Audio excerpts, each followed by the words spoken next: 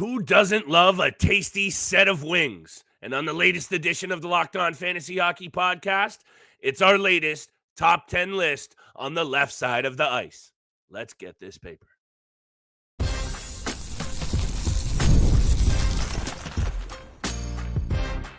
You're Locked On Fantasy Hockey, your daily podcast on fantasy hockey. Part of the Locked On Podcast Network, your team every day. What is good, my fantasy fanatics? Welcome back inside the lab to another cold sinus edition of your favorite 30-minute source for fantasy hockey news, NHL betting breakdowns, and all of the takes that you need to build a fantasy hockey winner. It is the Locked On Fantasy Hockey Podcast. Shout out to the everydayers holding us down, making us your first listen every single day. I once again apologize for a little bit of a nasally voice on this side of the microphone, but on the other side of it, it's your boy, Mr. Steel Rodin. Shout out to everyone making us the go-to source for your fantasy hockey news that you need. Today's edition, my friends, before we get back to the action on the ice, which we will be doing basically every other night, we've got our latest top 10 list of left wingers that you need. Get out the pen and pad. We got honorable mentions as well, but a whole bunch of players that you're going to need our next episode. We'll go 5 through 1. Today, we're going 10 through 6. Mr. Rodin, a number of players that fit that dual eligibility mold, but we're trying to go with players that really do play on that left side for a majority of the time. And realistically, this is an early look, but you're going to want a piece of these players on the left side. Yeah, and these are all standout players and all players we're going to know going into the fantasy hockey draft in September. And yeah, you know, some of these labels and status for the position they play might be a little bit different on different websites. You know, Clayton Keller's listed as a centerman on Hockey Reference. He plays left wing on the top line with Logan Cooley. So for me, yeah, these are guys that could be interchangeable. I think the top 10 is very, there's a consensus on this top 10. For me, it was the difficult part was trying to actually place them in the top 10. Which player went where? And for me, at number 10, he had a fantastic season with the Tampa Bay Lightning. He's really just getting into his prime. Career high 90 points in 82 games. Brandon Hagel of the Tampa Bay Lightning. A guy who has been, ever since he's got there, really has been so durable and has improved his game on a yearly basis. He's only missed one game in the last 3 years, went from 64 points up 11 points to 75 in year 2 with Tampa Bay, up to 90 points this past season. Career high 228 shots, career high in blocks with 60, 59 hits as well, 58 penalty minutes, a plus 33, a career high. All 35 of this player's goals came at even strength or shorthanded. 3 goals shorthanded. He's actually on the top power play unit, but didn't have a single goal. Had 11 assists on the power play, but he's a dual threat unit on the first power play unit, on the first penalty kill unit. He's so great 5-on-5. The Corsi 4 over 55% as well. After a 90-point season, maybe there's some people out there who believe this is a fluke from a guy like Brandon Hagel, but he's 26. Again, he's going to be in the prime of his career for the next 3 to 4 or 5 seasons, and he's with one of the best hockey teams, surrounded by the best hockey players in Jake Gensel, Nikita Kucherov, Braden Point, and we just talked about Victor Hedman being a top 10 defenseman in the fantasy hockey realm too. You know that I had a little bit of a tough time really placing. I think the top few slots on this list are pretty consensus, but the 10th, even, you know, like I was mentioning where I would throw like the 11th and 12th players on here, just very quickly, honorable mention. Lucas Raymond had a really good year last year. Matty Nyes had a really good year last year. I'm not ready to slot them into this top 10 just yet, Steele, but I really do think there are some players. We talked about changing of the guard at certain positions in the fantasy realm. I think this left wing slot is loaded with good young players that are really starting to make a name for themselves. And Brandon Hagel is one of them. 64 points a couple of years ago, 75 2 years ago, and then this year, 90 points. Hashtag John Cooper and hashtag this guy is really starting to play good hockey. Those are brutal hashtags. But what you really need to know is the peripheral love is also starting to creep too, Steele. A career high in blocks, 59 hits, 58 penalty minutes. So much to like about this guy's game. And then you factor in that angle that I alluded to poorly off the top and how good John Cooper's Tampa Bay Lightning team should be once again. And I think this guy locks in nicely at the top, at the 10 spot. There's just a lot of really high-end offensive players above him that are going to bring, sure, he brought 90 points this year. I'm not trying to take away from it, but I think you and I can both agree this guy is just fine in the, let's say, 60 to 65 point realm. I'm much more comfortable falling with him into that kind of a space and draft value, whereas players on my list just next, number 9 in Jason Robertson, this guy is only a couple of seasons away from a 109-point year. And was that a little bit of a reach? Sure. But I'd say the past 2 years, 82 games, also very durable, playing all 3 of those straight in 82. I say he still has more fantasy upside, especially on the offensive end. And I will be taking that little bit of categorical love in terms of 60 hits, 45 block shots. I'm also going to take who he gets to play with in Rupe Hintz and Mikko Rantanen, that disgustingly good top 6 forward group now in Dallas. We don't know what it'll look like next year, but I will take what he gets to play with over that kind of mid to sometimes Brandon Hagel even plays in the bottom 6 in Tampa Bay. Yeah, and fair point. That's why Jason Robertson's even higher on my list, and I'll tell you why later in this episode. I love this player. I had him on 3 of my teams this past year. Clayton Keller comes in at number 9 for me, and I think he had a statement year. I think he put the league on notice with a career-high 90 points in 81 games, 3 consecutive seasons now with 30-plus goals, a career high with 60 assists, as well as 3 consecutive years with 200-plus shots on net. He had 37 power play points as well. This is going to be a dangerous team. They just missed out on a wild card spot. They fought until the very end, and we already know some of their players. By the way, we can officially call them the Mammoth now. I know you got stuck on the Yeti, but it is the Utah Mammoth. Clayton Keller. We love what Logan Cooley is bringing up the middle and the ceiling that he can rise to. Dylan Gunther being a sharpshooter himself. We're still waiting on young guys like Barrett Hayton, Jack McBain, Josh Stone, but these are players that you can start to see taking form and taking shape, filling out some of these holes that Utah/Arizona have had for so long now. We've liked Karel Vejmelka and Connor Ingram as a duo in the blue paint. We like Sergachev. I know I've mentioned Michael Kesselring multiple times throughout the year as a waiver wire target. Clayton Keller, though, a guy who's been very durable once again over the last 3 seasons, 4 seasons, even only missed a handful of games, really. Career high 90 points. He's so special on the power play. And that's not even to say, again, we're talking about this early.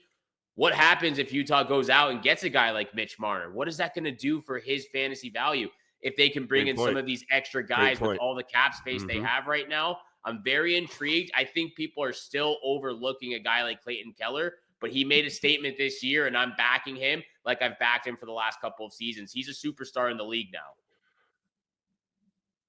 Tejja Ginla, Maverick Lamoureux. There's some other really good young players coming up the pipeline in Utah, and Clayton Keller is that perfect kind of veteran presence now that has a ton of offensive upside. Honorable mention for me, but maybe I'm one of those people who have overlooked him, Steele, because I know you've been behind this player, so kudos to you for sticking to your guns. You know that's what we try and do on this show.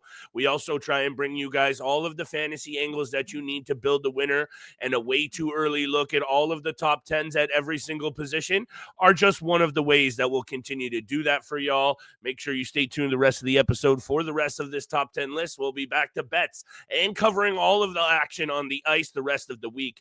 Today's episode is brought to you by our friends at Wonderful Pistachios. If you're looking for a snack that's both delicious and nutritious, crack into a good source of protein with Wonderful Pistachios. Wonderful Pistachios is one of the highest protein nuts, with each 1 ounce serving having 6 grams of protein, giving you over 10% of your daily value. Plus, they're packed with fiber and better for you unsaturated fats to help you keep feeling full longer. Right now on the road, the no-shell variety, grab and go. Anytime you're busy, it's the perfect snack at your desk, on a roadie, or always your go-to. The no-shell variety or the in-shell variety are a classic favorite. Either way you get it, it's Wonderful Pistachios, baby. Get snacking, get cracking with the snack that packs a protein punch.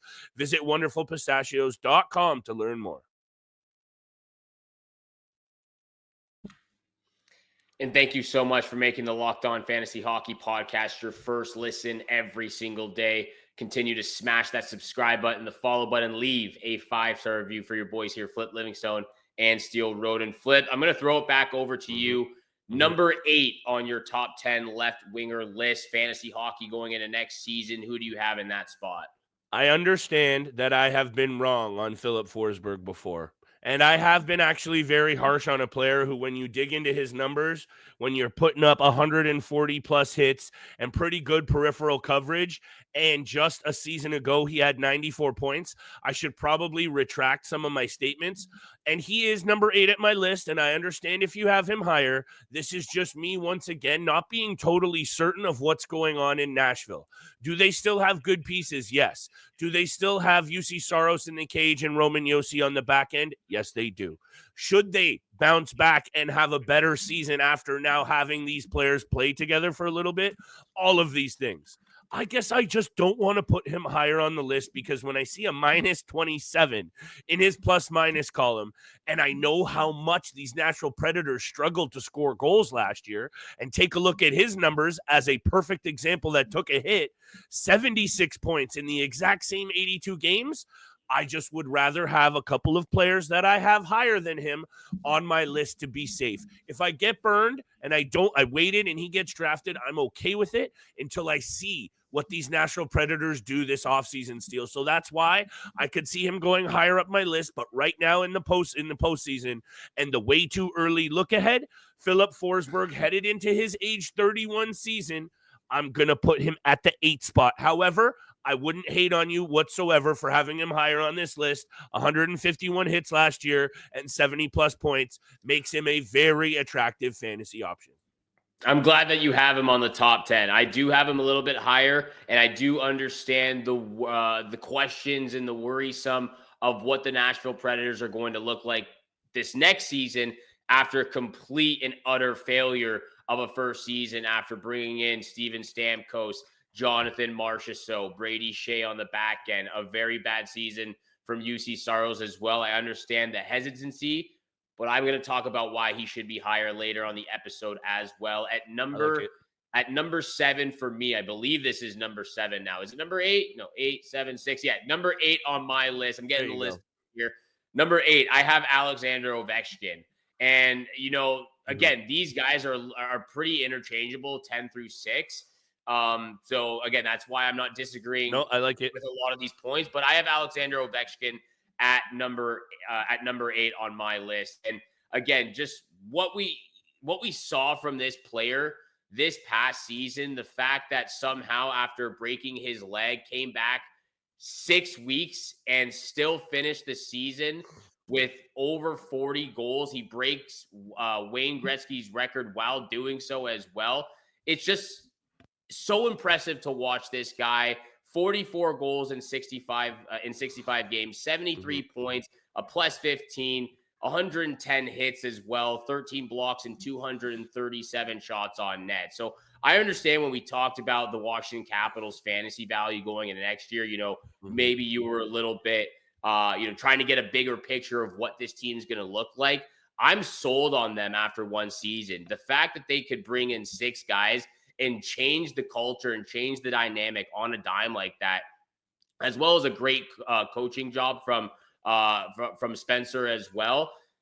This team is legit, and that we pretty much only. I'm not going to go 100%, but we know Alex Ovechkin's contract is up at the end of the season. Will he want another deal with the Washington Capitals?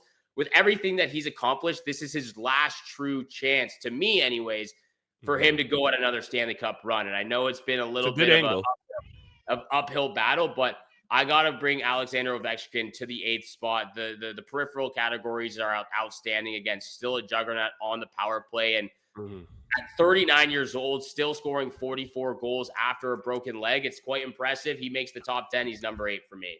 Thank you for bringing up what I said about the Washington Capitals. I guess what the word I'd throw out is apprehensive. But when you also mention that it is Ovi's real probably last kick at the can, you probably can expect another sensational year from him, chasing the record or not, because he's going to be chasing something arguably just as important or more important realistically, and that's the Stanley Cup for one last shot. And I have him slightly higher on this list, Steele, but these are starting to now be interchangeable. I really do think, because after the first four, I think you could make an argument in any slot here. So like we said, take out the pen, way too early projections. You want a piece of a bunch of these players. Coming in here at number 7 for me, Steele, and I think you're going to have him on, well, you do have him higher on the list, and that's okay. Breadman. And as much as this New York Rangers team was one of the reasons why his numbers took a little bit of a hit this year, 120 points a year ago to this season, only 89 points. Next year is part of, what's going on with the Rangers is one of the reasons why I don't have him higher on the list. Because if Chris Drury goes out and makes some moves at the July 1st window and bolsters this lineup a little bit, and I think we probably can expect him to shake things up a little bit after what went on in New York last year, and Panarin maybe gets a little bit of a shakeup in that top 6, he could easily go higher. You know how much I love this player. This has very little to do, actually, with what I expect from him in terms of more so what I don't know I can expect from this New York Rangers team. So maybe I'm playing in more of those angles with what's going on with the team. Nashville, I just mentioned it. Breadman for me, 37 goals down from 49, 52 assists down from 71. He just can't make the list higher, in my opinion, until I see more of what is going on in New York, because that steal was pretty ugly last year. It really was. And you know how high I was on the New York Rangers. I had them being the top metropolitan team. I had them making the Stanley Cup Finals and winning it. So yeah, clearly a disappointing season. I do have him higher on this list, and I actually struggled with trying to place him in the top 10. I ended up settling on number 5, and again, I'm not even really confident with that, but he's still the bread man. And even with everything that did transpire with the New York Rangers, he still balled with his offensive production. From my views, peripheral categories, blocks and hits, not his game style, but we know what he can bring to the offensive zone. So I'll talk about him when we get to the top 5 on the next episode. At number 7 for me, I have Jason Robertson, a guy who I've gone back to again over the last couple of seasons. I actually traded for him 3 years ago in my keeper league, and he's been great. And yes, you could probably see the more realistic examples of what he can do offensively after a career high 109 points, back-to-back seasons now with 80 points. Again, a guy who hasn't missed a single game in the regular season the last 3 years, very durable, over 200 shots. He had a career high 300 shots in that career high season as well. And I'm putting him this high because of who he's playing with and potentially will be playing with on a regular basis next year. I know after coming back from this injury, missing the first round, he's been slotted on the second line between Matt Duchene and Wyatt Johnson right now, which is still an incredible line. I also think that has something to do with trying to get Matt Duchene going in the playoffs right now, who still hasn't scored a goal for the Dallas Stars. But going into next year, there's no question Jason Robertson is going to be on the top line with Rupe Hintz and Mikko Rantanen. And from what I've seen so far from Mikko Rantanen, he's probably still a top first-round draft pick going into next year. I know I said he probably slides into the late second round, but he's been incredible for the Stars. No chance they're in this position without him in the lineup and trading for him. He's with them for the next 8 years, just along those guys as well. So, yeah, maybe he is a perennial 80-point player on a regular basis, but with a guy like Mikko Rantanen and Rupe Hintz, who still can score goals and set up and make plays in the offensive zone, I think 90 points is still is a very good point for this player right now with Jason Robertson. So I put him at number 7. Also just a clutch goal scorer, only a couple of seasons shy from 11 game-winning goals. That led the NHL over the past 3 seasons alone, 17 game winners. Some leagues count game-winning goals still, and that can be a little bit of a sneaky category when you're diving into these left wingers. Love Jason Robertson. Shout out the Niagara Ice Dogs one time. I got one more player on my list at 6. I'm excited for your 7th and 6th players, and we'll be back later in the week for 5 through 1 at the left wing slot. And of course, later in the week, we'll be talking and breaking down all the Eastern and Western Conference final games, game 2 and 3 from the Edmonton Oilers, Dallas Stars, Florida Panthers, Carolina Hurricanes. We got to break down game 1. Game 1 also take place tonight for the Western Conference finals. All of that and more later in the week. But let's get to number 6 after the break.